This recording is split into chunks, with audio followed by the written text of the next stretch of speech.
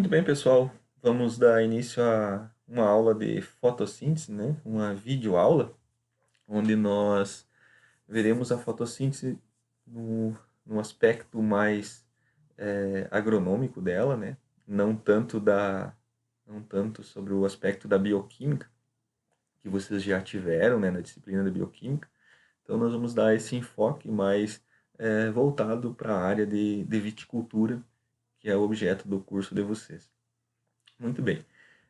A fotossíntese, então, como o próprio nome diz, é síntese utilizando a luz, né? Se nós decompormos a palavra fotossíntese, a gente vai ver que é síntese utilizando a luz. Eu vou pegar uma caneta aqui para nós fazer alguns rabiscos aqui no slide. Então, fotossíntese, síntese utilizando a luz. Síntese de quê? Basicamente de compostos carbônicos, de glicose, utilizando luz solar, gás carbônico, que está na atmosfera, e água. Então ela tem duas fases, né? Separada, né, para fins de estudo em duas fases. A fase que depende diretamente da luz, chamada fase luminosa, ou fase clara, ou fase fotoquímica, e a fase que depende indiretamente da luz, que é a fase escura, ou fase fotoquímica, ou fase bioquímica, certo?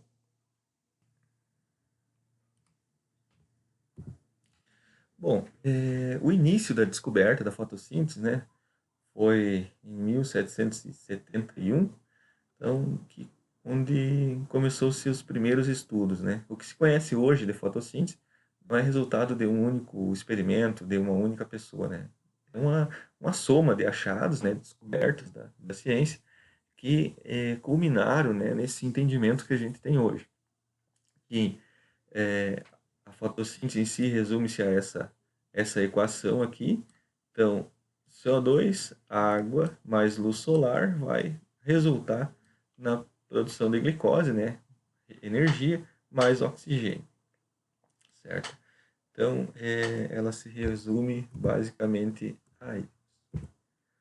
Bom, onde que ocorre? Ocorre nas células do mesófilo, né? São células que têm muito cloroplasto. No cloroplasto, por sua vez, temos clorofilas.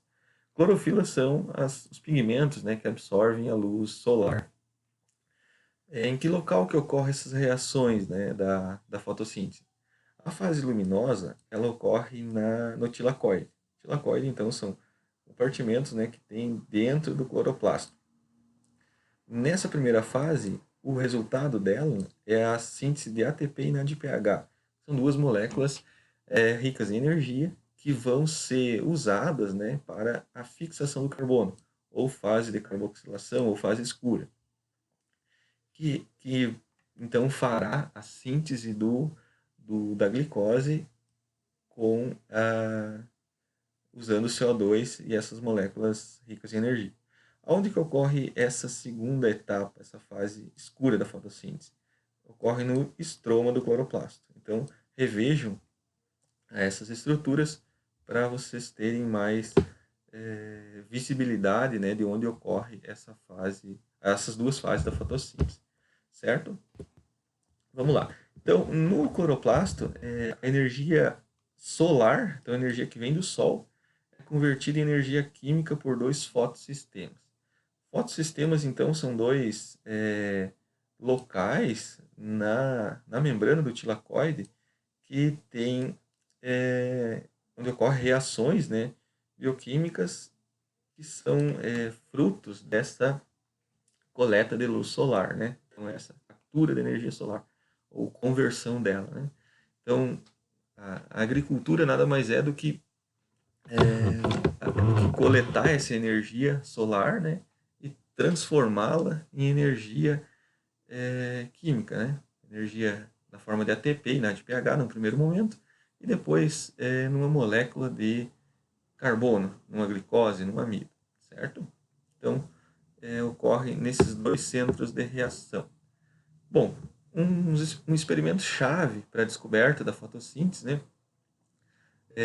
que começou nesse ano de 1771, né, por esse pesquisador aqui, Joseph Priestley, ele descobriu que, nesse experimento simples aqui, que vocês devem ter já feito ou visto em alguma outra disciplina do ensino médio, né? O que ele fez?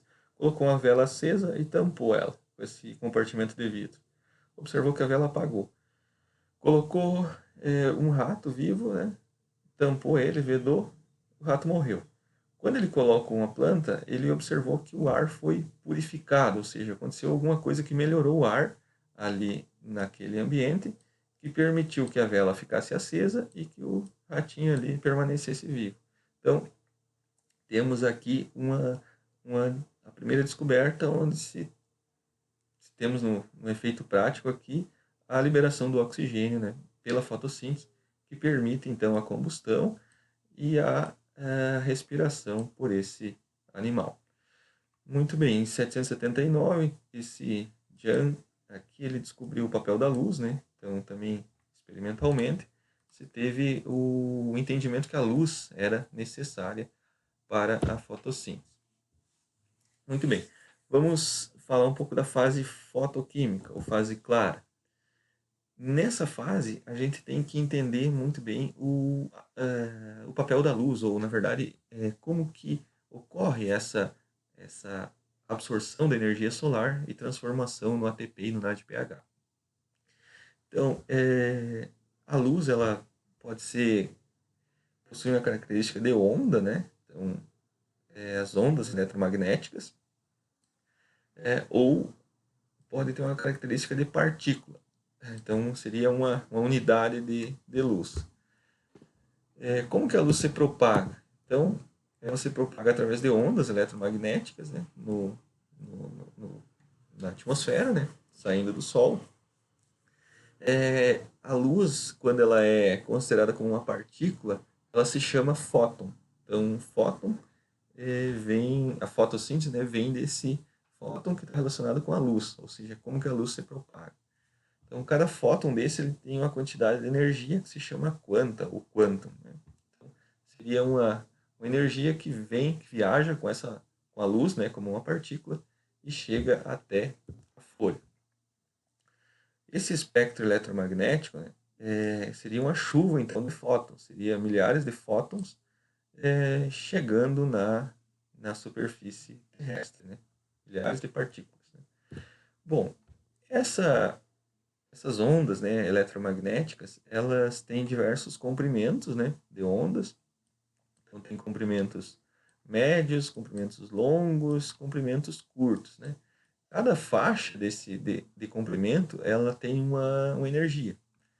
Então, temos aqui todo o espectro, né, então, e a distância, né, e o comprimento dessas ondas. Então, temos ondas longas, né, como ondas de rádio, TV. Temos ondas no infravermelho, no espectro do visível, né, que o nosso olho percebe. Ultravioleta são ondas menores, raio-x menores ainda. Então temos diversos comprimentos de onda que possuem características diferentes, principalmente quanto à quantidade de energia que elas conseguem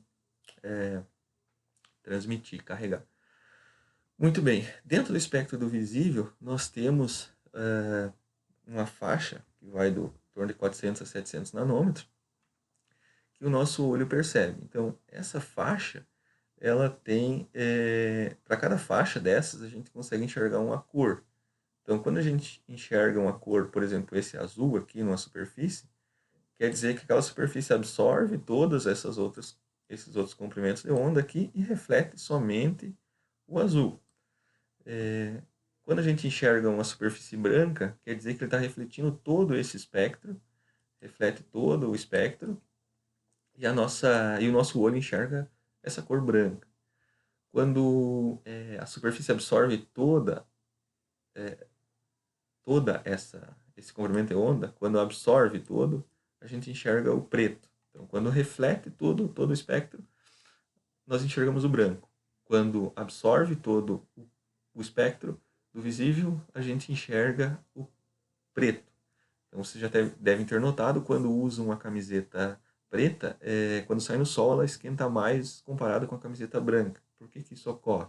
Então, porque o preto absorve todo esse espectro do visível, absorve então todos esses raios aqui e acaba se transformando em calor, né, no nosso corpo. Já o branco ele vai refletir, a camiseta branca vai refletir todo o espectro, então esquenta menos, tá certo? Então tem um vídeo complementar aqui, eu denominei vídeo complementar 1, que eu vou deixar disponível também no material, só para vocês entenderem um pouquinho mais sobre o espectro, né, eletromagnéticos e a sua aplicação. Então, o espectro eletromagnético é bem interessante porque está no nosso dia a dia, né? Em várias situações a gente se depara com isso. Por exemplo, o raio-x. Quando a pessoa vai fazer um raio-x ou um raio-x de uma fruta, por exemplo, são esses raios que são usados, né, nesses comprimentos de ondas aqui para se ter a informação que se quer. Ultravioleta, né, raios ultravioletas são danosos para nossa pele, usamos protetor solar para evitar com que esses raios eles nos danifiquem nossas células, certo? E rádios de TV, onda, etc, né? E ondas de rádio e ondas de TV que estão aí no nosso dia a dia, inclusive no nosso celular. Muito bem. Seguindo, temos aqui uma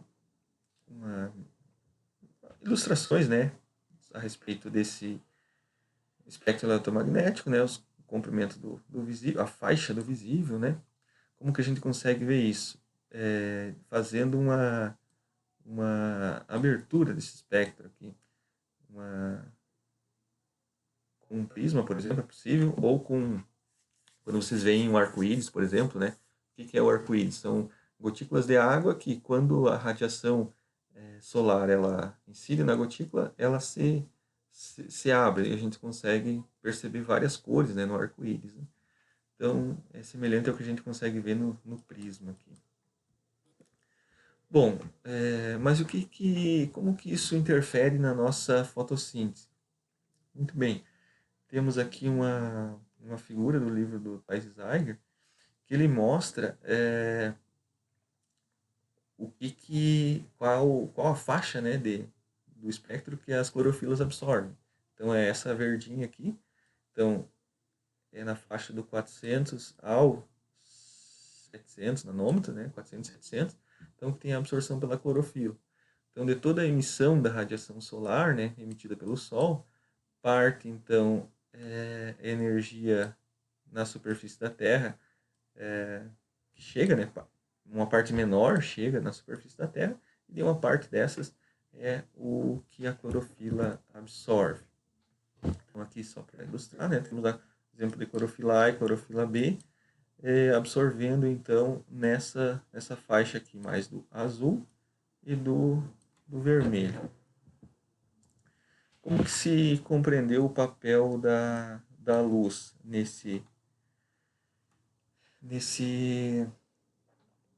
para a fotossíntese? Então, um experimento no final do século XIX, então que esse pesquisador ou pesquisadora fez o seguinte experimento. Colocou cloroplastas, né, e colocou energia solar, energia em diversos comprimentos, né, do roxo aqui até o vermelho. E o que ele absorveu? Além disso, colocou bactérias, né? Essas bactérias que necessitam de oxigênio, elas ficaram mais concentradas nessas duas regiões, do vermelho e do azul. Então isso levou-se ao entendimento, né,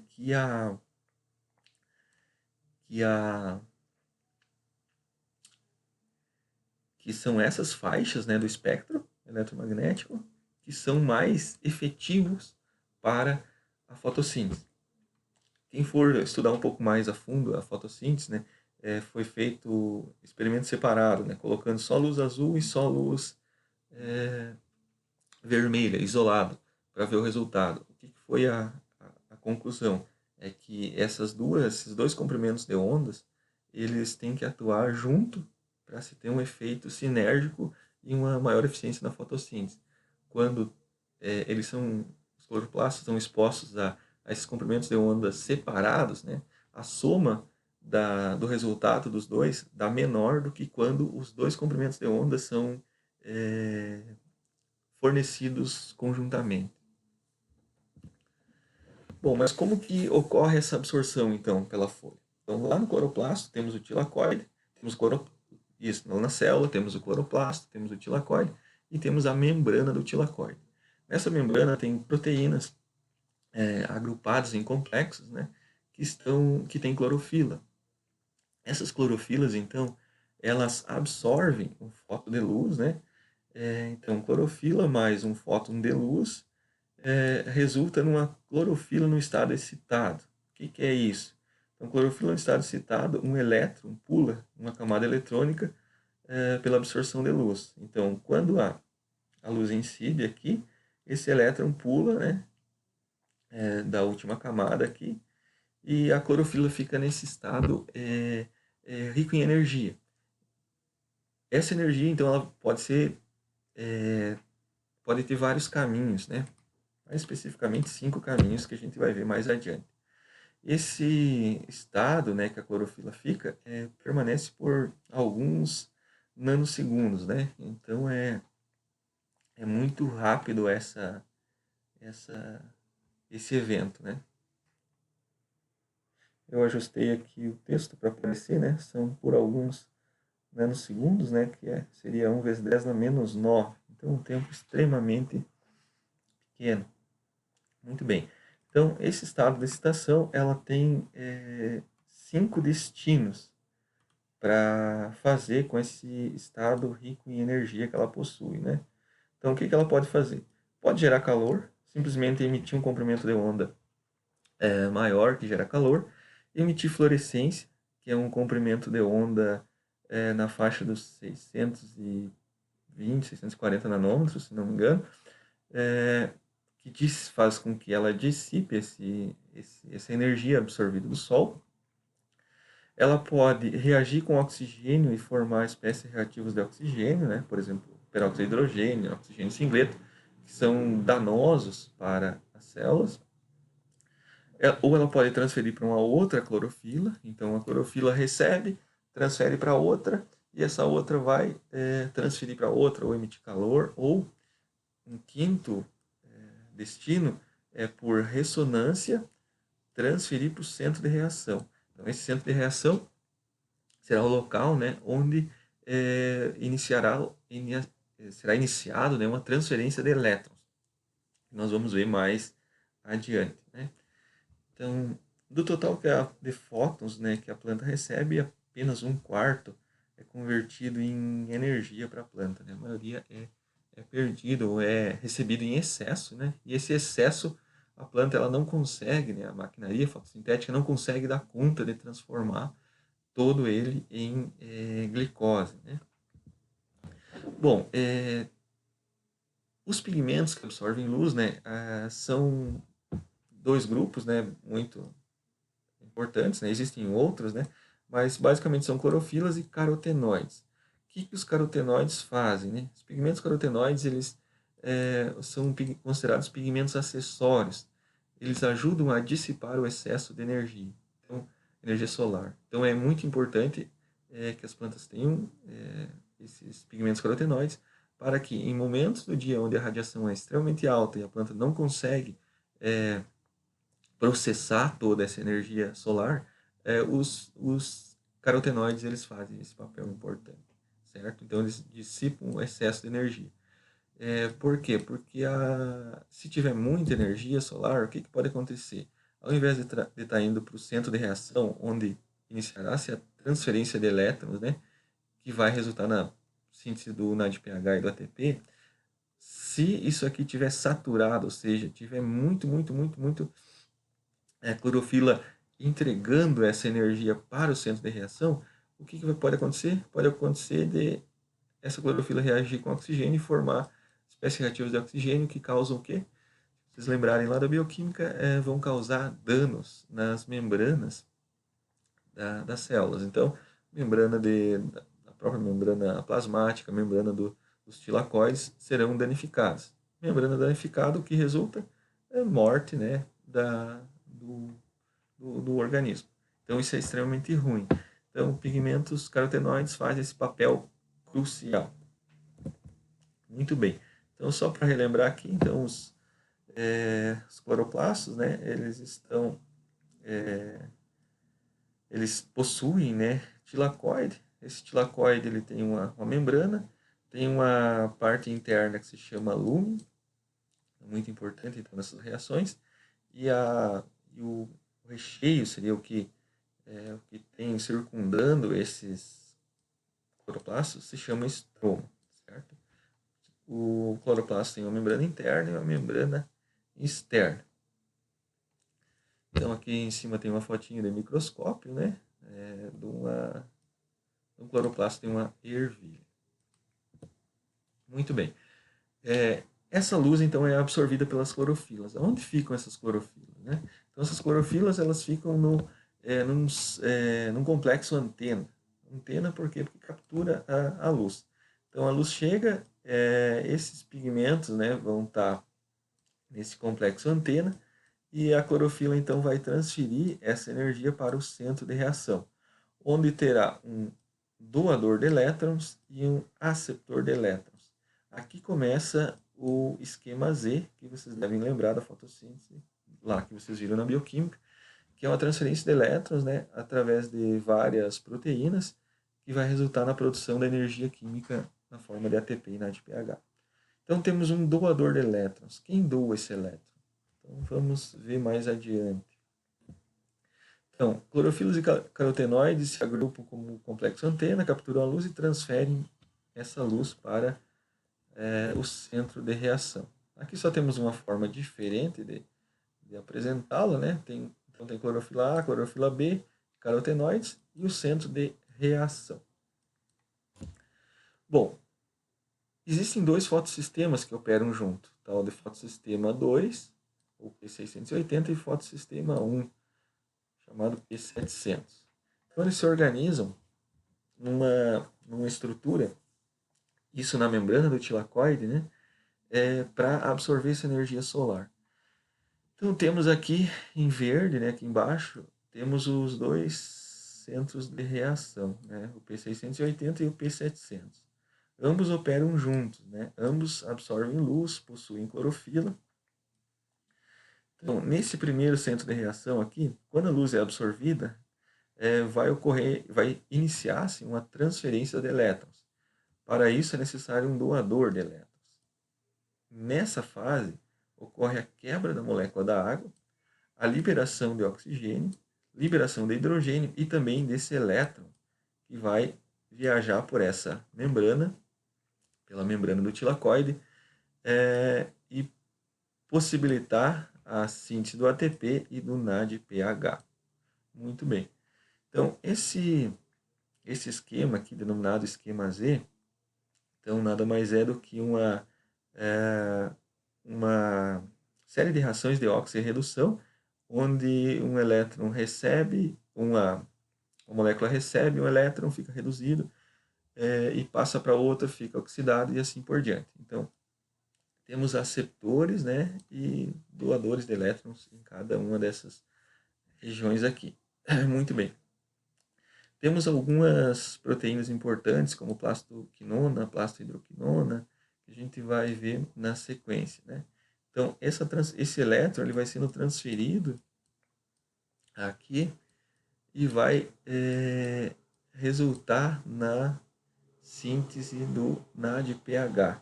Seria a última etapa desse esquema Z.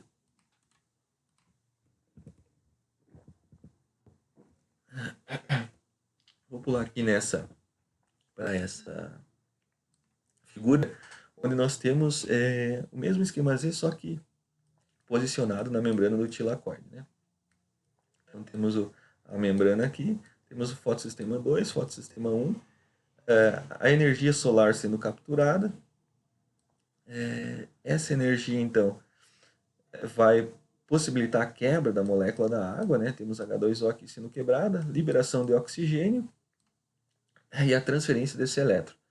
primeiramente para a plastoquinona, depois para o citocromo B6F, aqui um complexo de proteínas, né? Posteriormente para a plastocianina. Esse elétron depois vai passar para o fotossistema 1, que também absorve luz, que também possui energia. Depois passa para a ferridoxina, depois ferridoxina na diperredutase, que vai reduzir o NADP para formar o NADPH. Muito bem. Nesse esquema Z, né, nessa transferência de elétrons, em dois locais aqui vai ocorrer a liberação de hidrogênio para o lúmen do tilacoide. Lembra no lúmen? O lúmen é a parte interna do tilacoide. Ocorrendo a liberação desses hidrogênios para cá, ocorrerá uma diferença de potencial de hidrogênio, ou potencial eletroquímico, entre o estroma e o lúmen. Essa diferença de concentração de hidrogênio, né, aqui vai ter bastante hidrogênio e aqui vai ter menos, vai ativar a ATP sintase ou ATPase, que é uma proteína que vai sintetizar o ATP. Então, essa ATPase ela vai devolver esses hidrogênios para o estroma, juntando nesse processo o ADP, que é a adenosina difosfato, com o fósforo inorgânico, para formar a adenosina trifosfato, que é o ATP, molécula rica em energia, que servirá para a fase seguinte da fotossíntese, que nós veremos.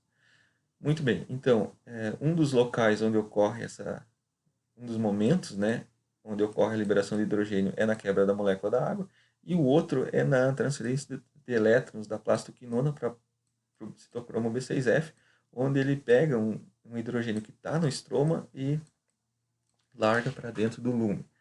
Então, nesses dois locais aqui, então teremos essa liberação dos hidrogênios, né?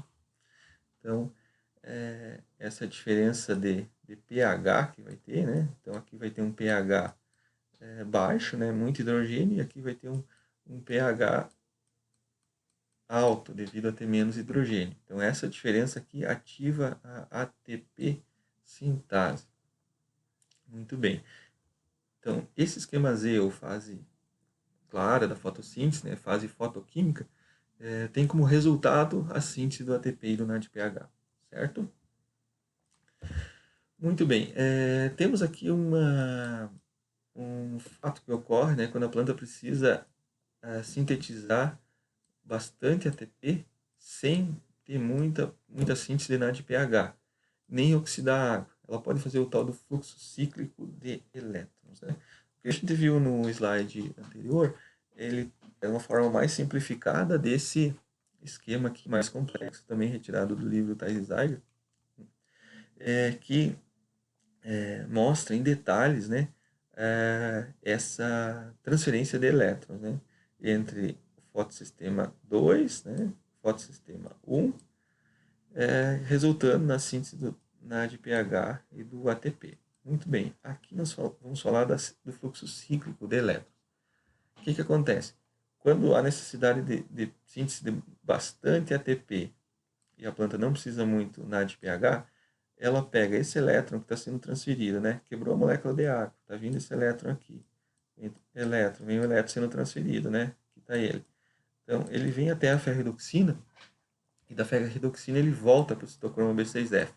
E fica fazendo esse roteiro, esse ciclo, né? Então, o que acontece? Vai ocorrer a liberação de hidrogênio para o lúmen do tilacoide. Não vai ocorrer a quebra da molécula da água, né? Porque ele vai ficar fazendo esse fluxo aqui. Não vai ser sintetizado o NADPH, por quê? Porque o elétron não chega na ferridoxina NADP-redutase, certo? Mas vai ter a síntese de ATP, por quê? Porque vai ter um alto gradiente eletroquímico, vai ter muito hidrogênio aqui e pouco hidrogênio no estroma. Então isso vai ativar a ATP sintase, que vai produzir o ATP sem oxidar a molécula da água e sem produzir NADPH. Então, esse é o fluxo cíclico de elétrons, né?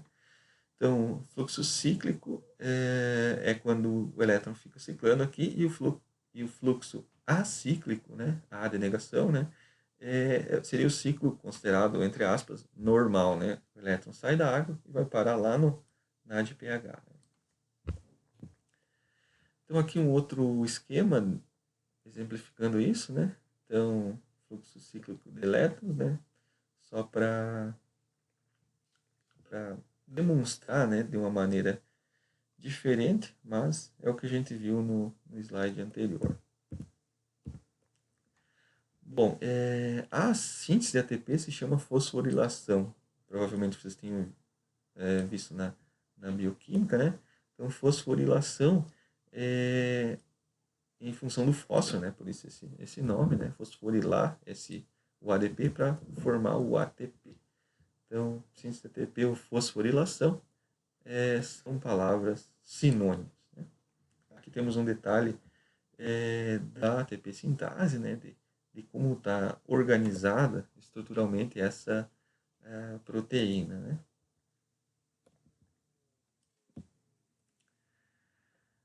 Bom, então, como que ocorre a fosforilação, a síntese do ATP? Como a gente falou ali, no slide anterior, nós temos uma diferença de concentração de hidrogênio, né? O estroma mais alcalino e o lume mais ácido.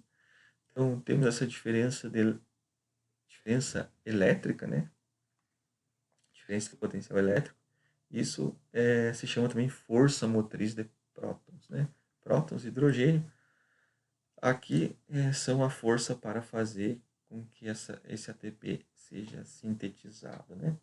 Como foi descoberto? Então temos um videozinho que eu vou colocar junto com esse material no sistema acadêmico para mostrar para vocês como que foi descoberto, né? Para quem assistir esse vídeo depois sem ter acesso ao material do curso de viticultura e enologia, né? Disciplina de fisiologia da videira, como é que foi feito isso, né? Então, os pesquisadores colocaram um ambiente, alcalino, né? Colocaram tilacoides aqui dentro, né?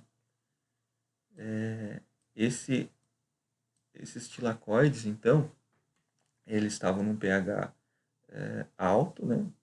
Então, pouco hidrogênio, estavam com um pouquinho com pH elevado, ok. Depois, eles pegaram esses tilacoides, colocaram num ambiente ácido, ou seja, com muito hidrogênio. Então, muito hidrogênio entrou para dentro do tilacoide, né?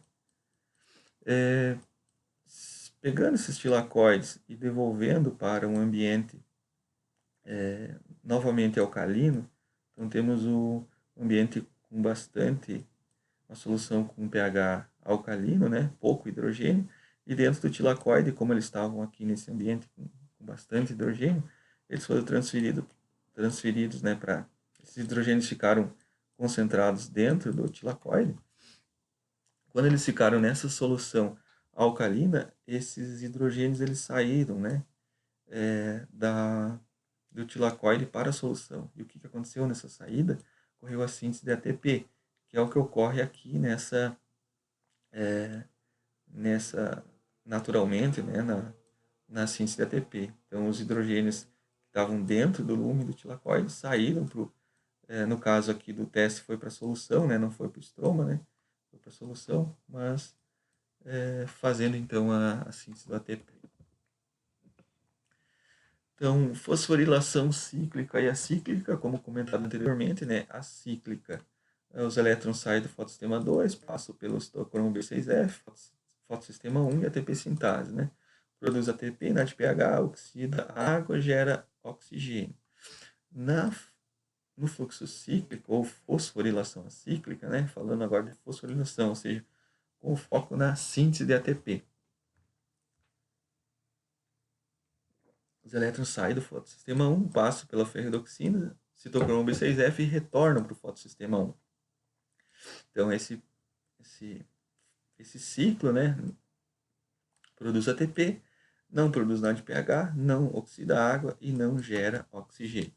Então, simplesmente aumenta o potencial de síntese de ATP não sendo completado, então, o esquema Z. Muito bem. Alguns herbicidas eles atuam no esquema Z. Então temos dois exemplos aí, Gramoxone e Diuron, que eles são herbicidas que atrapalham, entre aspas, né, bloqueiam o fluxo de elétrons, né? O paraquat ele atua nessa região aqui da ferridoxina, né? Ele rouba elétrons, então, rouba elétrons, né, da ferridoxina, né, não deixando produzir o NADPH. E esse o diuron aqui, que é diclorofenilmetilureia, ele compete pelo sítio ativo de ligação dos elétrons na plastoquinona. Então ele vai impedir também o fluxo de elétrons. No momento que impede o fluxo de elétrons, né, no esquema Z, ocorre a parada, né, da síntese ATP e NADPH, resultando então na parada da fotossíntese, né, da fase clara da fotossíntese. Aqui tem uma tabela que eu deixo para vocês, né, de alguns herbicidas, né, que atuam tanto no fotossistema 1 quanto no fotossistema 2. Temos outros que inibem a biossíntese de carotenoides, né, pigmentos acessórios importantes para a fotossíntese, né. Um exemplo do clomazone, que é o nome comercial Gamit, ele tem esse poder de impedir a síntese de caroteno e a planta não fica sem pigmentos, né? Então, quando a planta daninha está emergindo, né, está nascendo, ela fica descolorida, né, em função de não ter carotenoides, de não ter pigmentos, e acaba morrendo, certo? Então, alguns herbicidas aí que são comercializados, né, no país que envolvem a fotossíntese. Muito bem. Essa maquinaria fotossintética, né, ela precisa de reparos, né, ou se defender principalmente do excesso de radiação, né? Então temos digamos, uma primeira linha de defesa, né, que é a transformação do excesso de radiação em calor, né, que pode ser então feito pelas clorofilas, né? Temos uma outra linha que seria a inativação sistema de inativação, que são carotenoides, superóxidos mutáveis, ascorbato, que são enzimas que não permitem que essas espécies reativas de oxigênio elas danifiquem as células, né? Pelo excesso de radiação. Então, seria duas linhas de defesa, né? Então, muita energia luminosa, produção de substâncias tóxicas, né? Como oxigênio,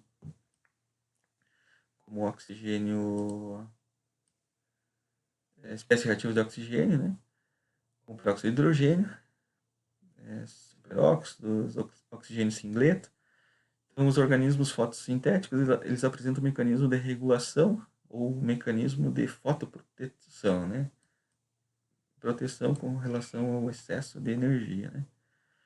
Se não houver regulação e reparo, ocorre a fotoinibição, ou seja, a fotossíntese para pelo excesso de radiação. Se não tiver o mecanismo de fotoproteção, ou seja, o mecanismo que a planta tem para se proteger do excesso de radiação. Aqui temos um exemplo, né? Então, como os carotenoides ajudam nessa dissipação do excesso de energia, né? Então, temos um gráfico aqui mostrando simplesmente a conversão de violoxantina e anteroxantina para zeaxantina, que são xantofilas, né? Que só essa conversão de uma para outra ajuda a dissipar o excesso de energia. Então, nesse gráfico aqui tem em vermelho a luz do sol, né? Então, em ponto do meio-dia, o que acontece? No início da manhã tem bastante violoxantina e pouca zeaxantina, mais anteroxantina. Quando a luz começa a aumentar, a concentração, a quantidade de violoxantina diminui e a de zeaxantina e anteroxantina, né, esses dois pigmentos, aumenta. O simples fato de transformar esse aqui nesses dois aqui, ele requer energia para um se converter no outro. Então, e a energia então vai vir da onde para essa conversão? Vem da energia solar, né, que está vindo em excesso nesses momentos do dia onde se tem muita radiação, certo? Então, uma forma da planta se proteger.